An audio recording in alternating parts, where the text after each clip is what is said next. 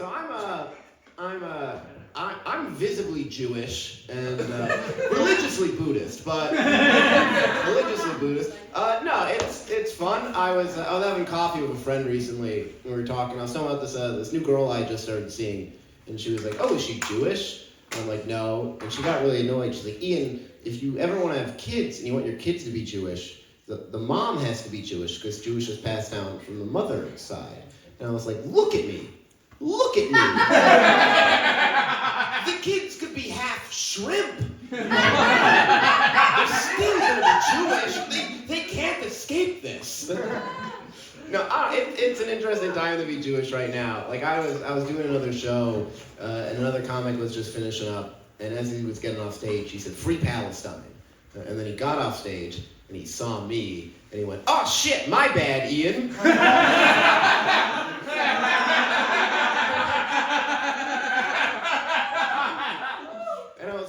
You're fine, actually. And he was like, "Free Israel?" And I'm like, no, actually, too free if we're being honest.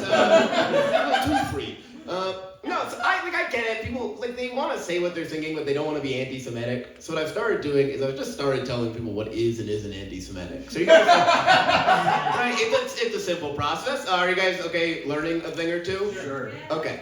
So if you say Free Palestine, that is not anti-Semitic, that is totally fine. If I bring up that I'm Jewish and then you immediately say Free Palestine, incredibly anti-Semitic. Stop doing that. Stop doing that. I don't know. I am single, which is fun. I'm on a lot of dating apps.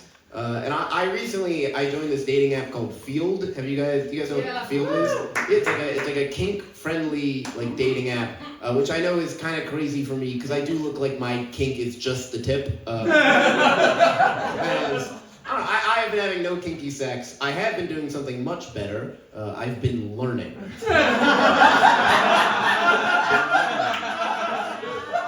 My vocabulary is immaculate. Okay, I just found out what this is. Do you guys know what consensual non-consent is? Yeah. Okay, I first heard that, I'm like, that is a trap. That is a trap, and you cannot trick me. But what it actually is when two or more people basically set up boundaries and guidelines and set rules, and then they engage in a sexual non-consensual scenario, right? And that is the thing people do. And I know that is not for me. Especially because I know I would just get so caught up in the weeds of all the details. Right? We'd be saying, what is and isn't allowed, and I'd be like, okay, no butt stuff. You can kiss my face, you can lick my face, no wet willies. You can lick my ear, that is fine. You can lick your finger, that is fine. If you lick your finger and put it in my ear, that has gone too far. No, there are all of these super technical kinks I did not know about. There are people tying each other up and suspending themselves. But the thing I didn't the people who are doing these very technical kinks do not look like they know how to use a stud finder. Right, so it's people being I have a sex swing, and I'm like, yeah, but is it attached to the beam or the drywall? Which I'm 190 pounds.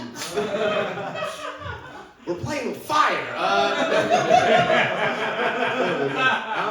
I'm gonna do two quick impressions for you guys. You okay with that? You guys like impressions? Okay. This is my impression of how a gambling CEO might try and fight sports gambling addiction. Hi, my name's John FanDuel, and I'm the CEO of FanDuel Entertainment. Recently, Congress called me and several other gambling CEOs in front of them to ask how we would help fight sports gambling. To which we responded, why would we do that? That would be terrible for business. But at FanDuel, our customers are our product.